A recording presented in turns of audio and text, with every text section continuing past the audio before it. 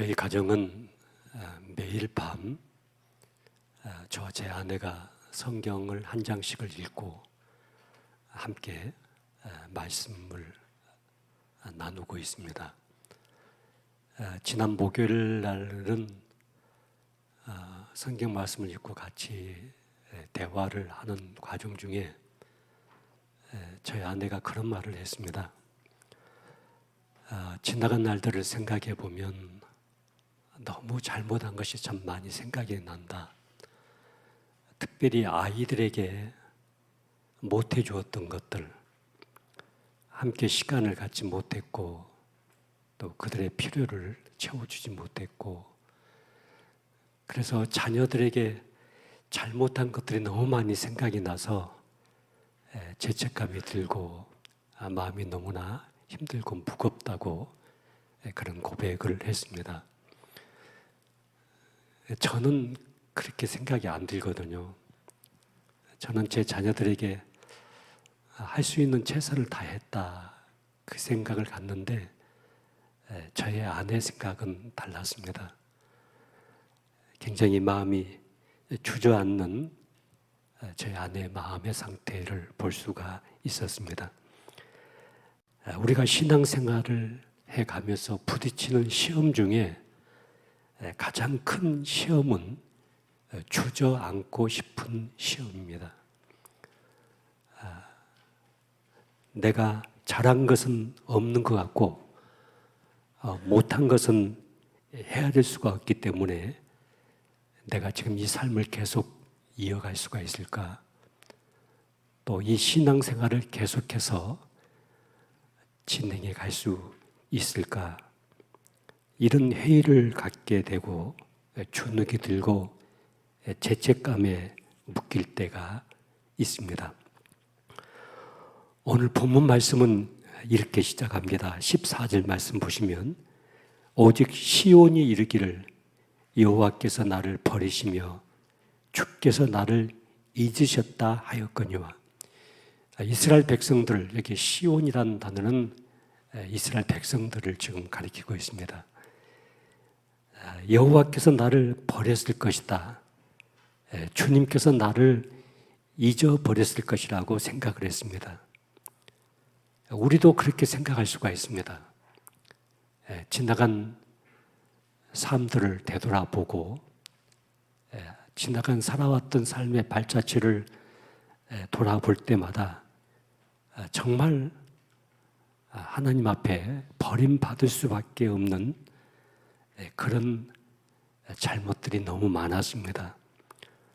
허랑방탕했고 불순종했고 또 하나님의 은혜를 망각해 버렸고 넘어지고 또 실수하고 도저히 감당할 수 없는 부모의 입장에서 나를 볼 때 나는 버림받아도 나는 잊혀진다 해도 잘못될 것이 없는 그런 자식 같은 삶을 살아왔습니다.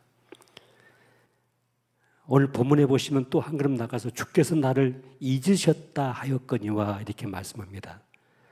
하나님 앞에 많은 실수와 죄를 범하고 약속을 지키지 않고 하나님의 심정을 다 헤아리지 못했던 탕자 같은 나의 모습을 생각해 볼 때 하나님이 나를 잊어버리셨을 것이다. 나는 이제 하나님의 안중에도 없을 것이라는 생각을 갖게 됩니다. 사람들의 인생 속에서 가장 불행한 사람이 누구인가? 버림받은 사람인가?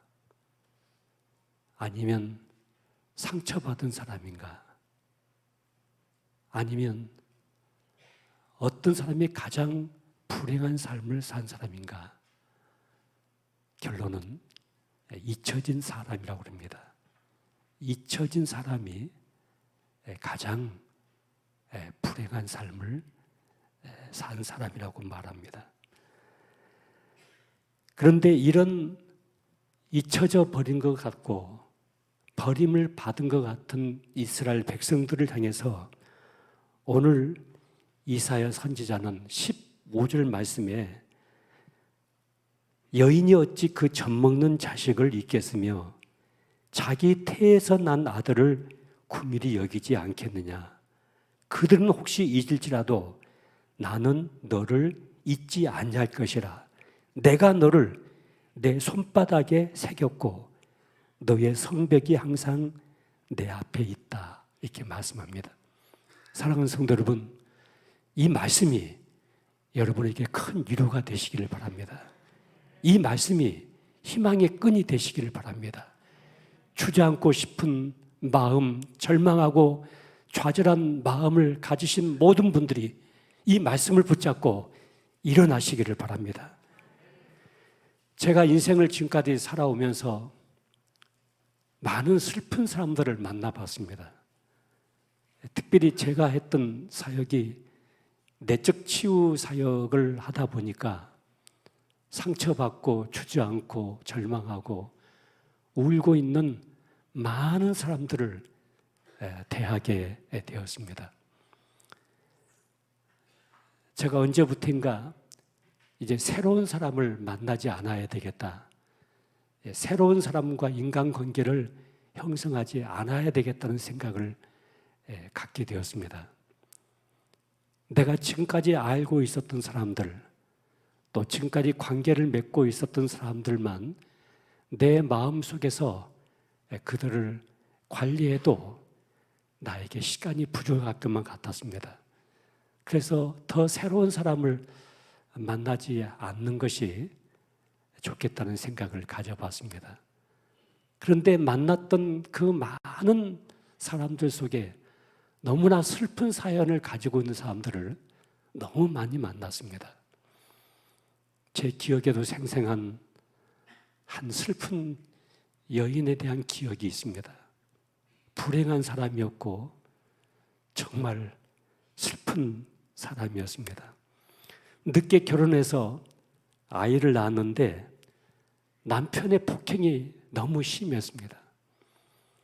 그래서 어느 날 이 남편의 폭행을 피해서 그 갓난 아이를 집에 두고 집을 뛰쳐나온 여인이었습니다. 아이의 젖을 먹이다가 젖을 먹이지 못하니까 이제 젖이 퉁퉁 부어가지고 그 젖을 그릇에다가 짜내면서 울고 있는 여인이었습니다. 도저히 다시 들어갈 수 없는 남편 앞이었지만은 그 젖 먹이는 아이 때문에 내가 비록 남편 손에 맞아 죽는다 하더라도 그 아이를 버릴 수가 없어서 울면서 다시 집으로 돌아가는 여인이었습니다. 여자는 약하지만은 어머니는 강하다고 하는 말은 어머니가 가지고 있는 모성애 때문에 생겨난 말입니다. 10달 동안 내 뱃속에서 키워내서 상고의 고통을 거쳐서 태어내서 그 아이를 끌어안고 젖을 먹이며 그 아이의 볼에 입을 맞추며 사랑했던 그 자식을 버리는 어머니가 어디 있습니까? 잊어버리는 어머니가 어디가 있습니까? 그런데 그런 자식을 버리는 어머니가 있습니다. 그런 자식을 거부하는 아버지가 있습니다. 시편 27편 10절을 보시면 시편 기자는 어느 날 내 부모는 나를 버렸으나 부모에게 버림받은 상처를 가지고 있었습니다. 부모에게 거부당한 상처를 가지고 있었습니다. 내 부모는 나를 버렸지만은 나를 거부했지만은 나를 잊어버렸지만은 여호와는 나를 영접하신다고 시편 기자는 그렇게 고백을 했습니다. 어머니가 가지고 있는 DNA는 절대로 자식을 버릴 수가 없습니다. 절대로 자식을 잊어버릴 수가 없습니다. 그런데 그런 어머니가 혹시 자식을 버릴 수도 있고 자식을 거부할 수도 있지만은 나 여호와 하나님 아버지는 내 백성으로 삼은 내 자식을 절대로 잊을 수 없다. 절대로 버릴 수 없다. 결코 포기할 수 없다고 이 아침 하나님은 우리에게 말씀하고 있습니다. 우리가 하나님 앞에 죄를 범하고 우리가 아버지 앞에 잘못한 대로 형벌을 내리시고 심판하시고 다시는 나라는 존재를 돌아보지 아니하는 하나님이 나의 하나님이 아니십니다. 나의 하나님은 어떤 상황 속에서도 끝까지 나를 포기하지 아니하시고 나를 잊지 아니하시고 손바닥에 내 이름을 새기시고 나를 사랑하신다고 말씀하십니다. 제가 이 말씀을 거의 한 달 동안 묵상을 했습니다. 이 세상에서 손바닥에다가 내 이름 석자를 새겨놓고 계속해서 나를 생각해 준 사람이 누가 있을까를 생각해 봤습니다. 내 아내일까? 내 형제들일까? 내 교우들일까? 아닌 것 같았습니다. 어느 누구도 손바닥에 내 이름을 새기고 나를 계속해서 생각하면서 나를 사랑하고 나를 지키고 나의 필요를 채워주고 나를 보호해 준 사람들이 아닌 것만 같았습니다. 그런데 어머니가 생각이 났습니다. 어머니는 아마도 그랬을 것만 같았습니다. 그런데 그 어머니는 세상에 계시지 않습니다. 그러면 나를 손바닥에 새기고 나를 사랑하고 나를 지키고 나를 보호해 주는 분이 과연 누구일까? 성경은 그분이 바로 나의 하나님 아버지라고 말씀하십니다. 나의 아버지. 이 세상에 어느 누구도 나를 좋아하지 않고 나를 거부하고 나를 싫어하고 나를 버리고 나도 잊어버릴 수도 있지만은 하나님 아버지만은 나를 손바닥에 새기고 나를 눈동자처럼 내가 너를 세상 끝날까지 떠나지 않을 것이다. 너와 함께 할 것이다. 결코 너를 실어버리지 아니할 것이다. 결코 너를 포기하지 않을 것이다. 그 말씀을 나에게 주고 계시는 그분은 나의 하나님 아버지셨습니다. 여러분, 자녀들이 밖에서 뛰어놀고 짓궂게 놀다가 날이 어두워지고 추워지고 배가 고파지면은 집으로만 오면은 모든 것이 다 해결이 됩니다. 엄마 아빠가 있는 집으로만 들어오면은 그 자녀들의 모든 필요가 다 채워집니다. 우리가 어느 날 나 자신을 돌아볼 때 비참해지고 나도 나를 버리고 싶고 나도 나를 거부하고 싶고 나의 무력감과 절망감과 좌절감의 구덩이에 빠져들었을 때 여러분, 우리가 하나님 아버지의 집으로 돌아오기만 하면은 우리 인생의 문제는 해결될 수가 있습니다. 풀어질 수가 있습니다. 여러분이 어떤 짐을 가지고 있든지 간에 어떤 슬픔과 어떤 좌절과 어떤 실패의 삶을 살았든지 간에 그 삶을 가지고 아버지의 집으로 들어오기만 하면은 여러분의 인생의 모든 문제가 해결될 수가 있습니다. 저는 제 인생에 끊이지 아니하는 딜레마가 하나가 있습니다. 그것은 내가 설교를 좀 잘해 보여야 되겠다. 그것도 아닙니다. 사역에 성공을 해봐야 되겠다. 그것도 아닙니다. 책을 좀 잘 써가지고 베스트를 만들어 봐야 되겠다. 그런 것도 아닙니다. 매 순간순간 나에게 있는 가장 중요한 질문은 오늘 이 하루 내가 하나님 앞에서 그리스도인답게 살고 있는가 아닌가, 내가 신자답게 살고 있는가 아닌가, 이 부분이 저의 인생에 있어서 가장 중요한 문제가 되고 있습니다. 우리가 하나님 앞에서 나무랄 것이 없는 떳떳한 모습으로 설 수만 있다고 한다면 그것은 정말 영광스러운 삶일 것입니다. 하루하루를 신자답게 살아가는, 날마다 승리하는 삶을 살 수가 있다고 한다면 얼마나 멋진 인생이겠습니까? 그러나 하나님 앞에 떳떳하게 설 수 없고 하나님 아버지의 얼굴을 차마 볼 수 없다고 느껴질 때, 그때야말로 우리가 이 긍휼과 자비와 사랑이 풍성하신 하나님 아버지의 품으로 돌아와야 될 때입니다. 자녀들이 부모에게 잘못했을 때 집을 들어가기가 힘들 때가 있습니다. 제가 어린 시절에 저는 그런 경험은 없습니다만은 제 주위에 있는 친구들이 아주 사고를 치고 집을 나오는 경우들이 있었습니다. 집을 들어갈 수가 없어요.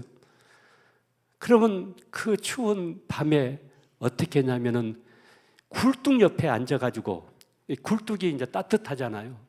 거기서 부들부들 떨면서 집을 들어가지 못하는 친구도 봤고, 어떤 친구는 그 논 가운데다가 집을 이렇게 쌓아놓거든요. 추수를 한 다음에. 그러면 그 집을 헤치고 그 집 속에 들어가가지고 밤에 보들보들 떨면서 집을 들어가지 못하는 친구들도 본 적이 있었습니다. 요즘은 사고치고 부모에게 야단받을 것 같으면 PC방으로 달려가 버리죠. 그래서 부모 간섭 없이 밤새도록 게임을 하는 그런 아이들도 있을 것입니다. 여러분, 꼭 기억하셔야 될 것이 있습니다. 내가 아무리 큰 잘못을 했을지라도, 내가 아무리 실수하고, 나도 나를 거부하고, 나도 나를 버리고, 나도 나를 포기할 수밖에 없는 나의 허물이 있을지라도, 여러분, 집으로 돌아가는 일만은 여러분이 포기해서는 안 되는 것입니다. 집으로 가야 됩니다. 하나님 아버지 집으로 들어가야 됩니다.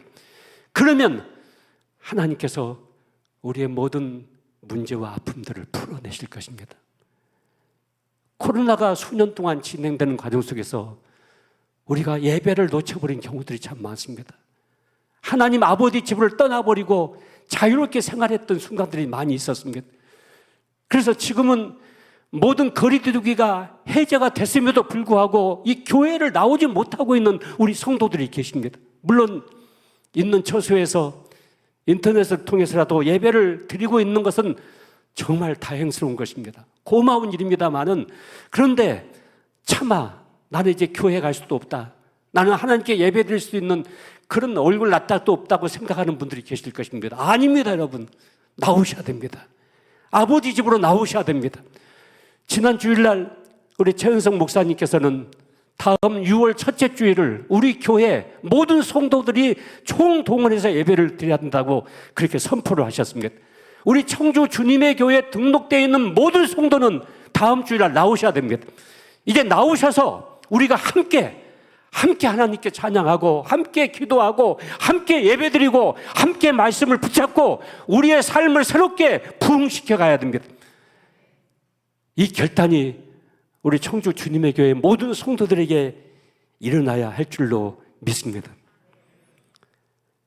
하나님 아버지 앞에서 여러분, 호세아서를 꼭 생각해 보셔야 됩니다.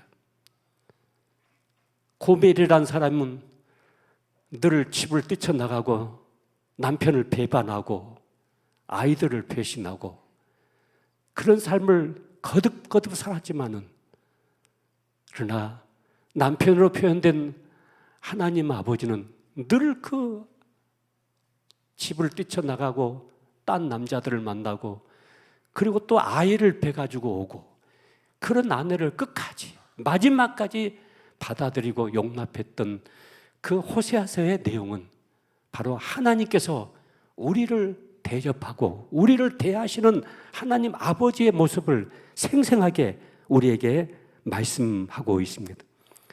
사도행전 7장 51절 이하를 보시면은 스데반이 마지막 순교 직전에 전하는 메시지가 있습니다. 너희 선조들이 하나님을 거역했고 지금 너희는 하나님께서 보내신 메시아 예수 그리스도를 잡아 죽인 자다. 너희가 언제 한 번이라도 하나님 앞에 순종하거나 그 앞에 엎드린 적이 있었느냐? 계속해서 하나님을 배신하고 하나님을 망각시키고 하나님의 은혜를 거역하고, 정말 너희가 그 하나님의 사랑 앞에서 엎드려서 하나님께 영광을 돌린 적이 있었느냐? 그런 너희를 위해서 하나님은 독생자 예수 그리스도를 이 땅에 보내셔서 그 예수님을 십자가에 죽게 하심으로 너희를 구원했는 것이 아니냐? 이 메시지가 스데반이 마지막 죽기 직전에 전했던 메시지였습니다. 하나님은 우리의 못난 것과 밀난 것과 우리의 반대와 불순종에도 불구하고 하나님의 마음은 흔들리지 않고 우리를 향한 그분의 계획은 취소하지 않으시는 아버지 하나님이십니다.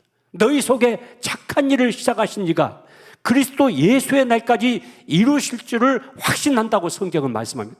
그게 사도 바울의 고백입니다. 우리 안에 구원을 시작하신 그 하나님, 우리 한 사람 한 사람을 예정하시고 선택하시고 구원하시고 그래서 하나님의 백성을 삼으시고 그래서 하나님께 예배를 받으시는 여러분 한 사람 한 사람의 구원을 완성시키는 그 순간까지 주도권을 누가 가지고 있냐면 우리가 가지고 있는 것이 아니고 하나님 아버지가 가지고 계십니다. 그 하나님 아버지께서 우리의 구원을 온전히 이루어내실 것이라고 성경은 약속하고 있습니다. 지나온 나의 생애가 그랬지만은 앞으로도 얼마든지 우리는 어려운 상황에 부딪힐 수가 있습니다. 또 주저앉고 싶고 또 절망하고 싶고 또 하나님 앞에 나가기가 어렵고 도저히 하나님 앞에 얼굴을 들 수 없는 그런 상황 속에 우리는 부딪힐 때가 있습니다. 그럴지라도 하나님 아버지 앞에 돌아오는 것만은 여러분이 보류해서는 안 됩니다. 여러분 병이 깊어지면 깊어질수록 우리는 병원을 달려가야 됩니다. 병이 깊어지면 깊어질수록 용한 의사를 찾아가야 됩니다. 하나님은 나는 치유하는 하나님이다 이렇게 말씀하십니다. 내가 너희를 고치겠다고 말씀하십니다. 저가 채찍에 맞음으로 너희가 병나음을 입을 것이라고 말씀하십니다. 여러분 몸도 마음도 병이 들 때마다 힘들 때마다 어려울 때마다 하나님 아버지 집으로 와야 됩니다. 하나님 아버지 집이 어디입니까? 여러분 교회입니다. 여러분 교회입니다. 교회가 하나님 아버지의 집입니다. 물론 무형교회와 유형교회가 있습니다마는 성도들이 함께 모여서 예배하는 이 교회 여기가 하나님 아버지의 집입니다. 무슨 일이 있어도 교회만을 떠나서는 안 되는 것입니다. 가끔 가다가 전에 보면 술이 취한 상태로 교회를 오는 분이 계십니다. 저는 그분들이 너무 고마웠습니다. 얼마나 인생이 힘들면 그 쓰디쓴 술을 마셔가면서 살다가 그래도 그 생각 속에 교회는 가야 되겠다고 생각하고 술 취한 모습으로 교회까지 올 수가 있었을까? 여러분 그분들은 너무나 소중한 분들입니다. 너무나 소중한 것을 붙잡은 것입니다. 그래서 술이 취한 상태 속에 있을지라도 내가 어떤 중독 속에 묶여 있을지라도 하나님의 아버지 집은 떠나서는 안 되겠다. 아버지 집은 가야 되겠다. 이 고백이 우리의 고백이 돼야 될 줄 믿습니다. 나를 낳아주고 나를 젖먹이며 나를 생명처럼 사랑했던 내 어머니가 혹시 너를 잊을지라도 사람들이 너를 버리고 사람들이 너를 조소하고 사람들이 너를 경멸하고 너도 너 자신을 싫어하고 심지어 너의 부모까지도 너를 받아들일 수 없는 그 순간이 올지라도 아무개야 나는 너를 잊지 아니할 것이다. 내가 너를 내 손바닥에 새기고 너를 지킬 것이다. 너를 보호할 것이다. 너를 도울 것이다. 너와 함께 할 것이다. 아니 세상 끝날까지 너를 영원한 주님 앞으로 인도해 갈 것이라고 말씀하고 있습니다. 여러분 손바닥에 하나님의 손바닥에 내 이름을 새겼다는 이 말씀이 얼마나 감격스러운지 모르겠습니다. 세상에 그런 사람이 어디가 있습니까, 여러분요? 여러분 주위에 누가 그런 사람이 있습니까? 부부간에도요, 등 돌리면 남남이 돼버리고 서로 칼 던지고. 제가 지난달에 이혼한 어떤 분을 만났는데 이 아내분이 막 독서를 퍼부으면서 그 남편을 저주를 하는 거예요. 이혼을 한 다음에 그 남자가 이랬고 막 그러면서 내가 이혼을 얼마나 잘했는지, 그래서 내가 유죄를 얼마나 줬고 뭐 그렇게 얘기를 하는 거예요. 얼마나 힘이 들면, 얼마나 고통스러웠으면 그런 결과까지 갔을까 하는 생각을 해보면서 정말 저도 마음이 아팠습니다마는, 여러분 누가 나를 이렇게까지 사랑할 수가 있을까? 날 사랑하신 성경에 써있네. 하나님의 사랑은요, 큰 태양 같은 거예요. 근데 우리의 실수와 허물은 작은 촛불 같은 거예요. 여러분이 완벽하다고 생각하지 마세요. 여러분이 완전히 어렵다고 생각하지 마세요. 우리는 넘어져요. 또 실수해요. 우리는 죄성을 가지고 있는 몸을 가지고 있어요. 그럴 때마다 이 말씀을 여러분이 붙잡으셔야 됩니다. 갓난 아이를 키우는 엄마는 이 자식들을 손에서 놓지를 못해요. 안고 업고 보듬어 품고 그 손에서 아이를 떼어놓지 못합니다. 하나님께서 이렇게 우리를 사랑하시고 이렇게 우리를 불붙는 마음으로 우리 편을 들고 계신다는 생각을 여러분이 마음속에 품고 있다고 한다면 우리가 무엇이 두렵겠습니까? 여러분? 무엇이 그렇게 염려가 되겠습니까? 여러분, 물질 없는 것도요, 그것도 합력해서 선이 되는 것이고, 물질이 있는 것도 합력해서 선이 되는 것이고, 몸이 약한 것도 합력해서 선이 되고, 몸이 강한 것도 합력해서 선이 되는 이 결과를 하나님께서 만들어내십니다. 여자의 일생을, 여자의 삶을 5단계로 표현하는 사람이 있습니다. 첫째는 똑똑한 여자는 예쁜 여자를 감당 못한다. 두 번째, 예쁜 여자는 시집 잘 간 여자를 감당 못한다. 동감하십니까? 세 번째, 시집 잘 간 여자는 자식 잘 둔 여자를 감당 못한다. 네 번째, 자식 잘 둔 여자는 건강한 여자를 감당 못한다. 병들면 아무것도 의미가 없잖아요. 그런데 건강한 여자는, 아무리 건강한 여자도 세월 앞에 감당 못한다. 세월을 이겨낼 수가 없다.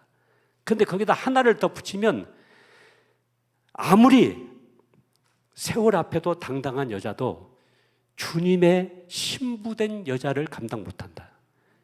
아무리 세상적으로 똑똑하고 잘나고 뛰어나고 건강하고 화려하고 스타처럼 날아다녀도 예수 그리스도의 신부된 우리를 어떻게 감당할 수가 있겠습니까? 여러분과 나는 어느 날 세마포옷을 입고 신랑 되신 주님 앞에 당당하게 나가게 될 것입니다. 하나의 낙엽처럼 우리의 삶이 흙 속에 묻혔을 때 우리의 속사람은 주님 앞에 서서 영원한 영생의 삶을 우리는 누리게 될 것입니다. 우리는 주님의 신부입니다. 여러분, 아가서는 이렇게 말씀합니다. 나의 사랑, 나의 어여쁜 자여, 일어나서 함께 가자. 나는 내 사랑하는 자에게 속하였고 내 사랑하는 자는 내게 속하였으며 그가 백합화 가운데서 그 양떼를 먹이는도다. 북풍아 일어나라, 남풍아 오라. 나의 동산에 불어서 향기를 날리라. 여러분, 기회가 되시면 아가서를 꼭 다 읽어보셔야 됩니다. 아니, 아가서만이 아니고 여러분, 성경 전체가 다 연애 편지입니다. 세상 말로 한다면은 성경 전체가 다 연애 편지입니다. 성경 말씀은 하나님이 우리에게 보낸 연애 편지고요, 성령은 연애를, 하나님이 우리를 사랑하신 사랑의 영이고, 예수님은 그 사랑의 화신으로 이 땅에 오신 분이십니다.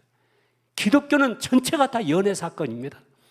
그래서 예수님을 사랑하고 예수님을 그리워하고 예수님을 기쁘게 해드리기 위해서 무엇인가를 내가 해봐야 되겠다. 예수님을 사랑하는 마음을 담아가지고 무엇인가 주님 앞에 드려봐야 되겠다. 주님을 섬겨봐야 되겠다. 이런 그리움과 이런 감동이 우리의 신앙 속에 계속해서 살아나야 됩니다. 상처가 깊을수록, 제약의 밤이 깊어질수록, 목이 마를수록 나를 통한 주님의 역사는 더 강하게 나타나게 될 것입니다. 그래서 은혜가 많은 곳에 죄가 많다는 사도 바울의 고백이 나올 수가 있었던 것입니다. 여러분, 앞으로의 우리의 인생, 또 세계 정세, 국내 상황 만만치가 않을 것입니다. 지금 코로나가 조금은 주저앉은 것 같지만은 언제 또 변종 바이러스가 나타날지, 언제 또 새로운 바이러스가 또 생겨날지 예측할 수가 없습니다. 남북 관계의 긴장감은 더 고조되고 있습니다. 핵실험이 바로 임박했다는 그런 보도를 우리가 접하게 됩니다. 또 주식시장이 좀 주저앉고 있습니다. 제가 언젠가 여러분에게 설교할 때 주식을 살려면 삼성을 사든지 코코아를 사든지 그런 것을 카카오를 사든지 그런 것을 사라고 이렇게 말씀드렸죠. 근데 그게 지금 다 주저앉았어요, 지금요. 근데 주저앉았다고 지금 팔아서는 안 돼요. 주님 오실 때까지 갖고 계세요, 그냥요. 예. 그냥 들고 계세요, 그냥. 없는 것처럼 들고 계세요. 그럼 여러분 후손들이 복을 받을 것입니다. 그걸 가지고 그러면요. 주식시장이 주저앉죠. 여러분, 지금 기후변화가요, 심상치가 않습니다. 지금 가뭄이 너무 심해가지고요, 농사가 지금 되지 않고 있습니다. 저는 이 날씨에 굉장히 민감합니다. 왜냐하면 내측치유센터에서 계속해서 꽃들에게 제가 물을 주다 보니까 너무 가물어가지고요, 지금 이 식물들이 살아나지를 못하고 있는 거예요. 이 기후변화가 너무 심하고 식량 부족이 사태가 지금 계속 진행되고 있습니다. 또 정치판이요, 완전히 두 판으로 좀 나눠져 가지고 우리 한국은 그 갈등 속에 지금 접해져 있습니다. 개인적으로, 국가적으로, 세계적으로 많은 어둠의 먹구름이 우리에게 몰려오고 있습니다. 언제 나에게 다가올지, 내가 어디서 쓰러지게 될지, 어디서 주저앉을지 우리는 알 수가 없습니다. 그런데 여러분, 그 모든 상황 속에서 하나님께서 나에게 주신 약속의 말씀을 이 말씀에 꼭 붙잡으시길 바랍니다. 로마서 8장 37절에 그러나 이 모든 일에 우리를 사랑하시는 이로 말미암아 우리가 넉넉히 이기노니라. 우리가 확신하노니 사망이나 생명이나 천사들이나 권세자들이나 현재일이나 장래일이나 능력이나 높음이나 깊음이나 다른 어떤 피조물이라도 우리를 우리 주 그리스도 예수 안에 있는 하나님의 사랑에서 끊을 수 없으리라. 할렐루야. 아멘. 아멘. 이 말씀 붙잡으셔야 됩니다. 섹스피어가 자기의 글을 통해서 그런 고백을 했습니다. 사랑하는 여인을 향해서 말하기를, 해가 동에서 떠서 서쪽으로 진다는 것을 의심하시오. 물이 위에서 아래로 흐른다는 것도 의심하시오. 봄이 지나면 여름이 온다는 것도 의심하시오. 그런데 내가 당신을 사랑한다는 것은 절대 의심하지 마시오. 굉장히 문학적인 표현입니다. 여러분, 세상의 모든 것이 다 뒤집어진다 해도 해가 동에서 서쪽으로 진다는 것도 의심할 수가 있어요. 물이 위에서 아래로 흐른다는 것도 의심할 수가 있어요. 계절이 바뀐다는 것도 의심할 수가 있어요. 그런데 한 가지 의심하지 말아야 될 것은 하나님께서 결코 나를 포기하지 않으신다는 이 사실만은 결코 의심하지 마시길 바랍니다. 끝까지 하나님이 나를 사랑하시고 나를 책임지신다, 내 인생을 인도해 가신다는 사실을 절대로 의심하지 마시길 바랍니다. 여러분, 이게 아니면요, 저의 인생도 진작 무너졌어요. 진작 주저앉고 말았을 것입니다. 이 말씀 약속이 아니라고 한다면 여러분, 이 땅에서 생명이 끝났던 사람들이 너무나 많이 있습니다. 그런데 하나님의 백성으로 택함받은 하나님의 사람들은 나를 끝까지 포기하지 아니하시고 끝까지 나를 놓지 아니하시고 끝까지 나를 잊지 아니하시고 손바닥에 나의 이름을 새기시고 나를 지키시고 인도하시는 그 하나님 아버지 때문에 우리가 지금 살아있는 거 아닙니까? 사랑하는 성도 여러분, 이 말씀 붙잡고 나가십시다. 우리가 온 교회 성도들 다음 주일날 모두가 함께 교회에 나와서 우리가 하나님께 예배드리고 우리 안에 영적인 다시 한번 부흥을 일으키고 또 우리가 손을 대는 모든 일들마다 하나님의 거룩하신 꿈을 이뤄내고 또 우리 교회가 가고자 하는 모든 방향성 속에 하나님의 뜻이 이루어지는 아름다운 역사가 이루어지도록 우리 모두가 이 말씀 앞에 아멘 하십시다. 아멘. 제가 다시 한번 오늘 본문 말씀을 읽겠습니다. 내가 너를 내 손바닥에 새겼고 너의 성벽이 항상 내 앞에 있나니 내 자녀들은 빨리 걸으며 너를 헐며 너를 황폐하게 하던 자들은 너를 떠나가리라. 너는 내 것이다. 나는 내 편이다. 절대로 너를 포기하지 않는다. 절대로 포기하지 않는다. 기도하십시다.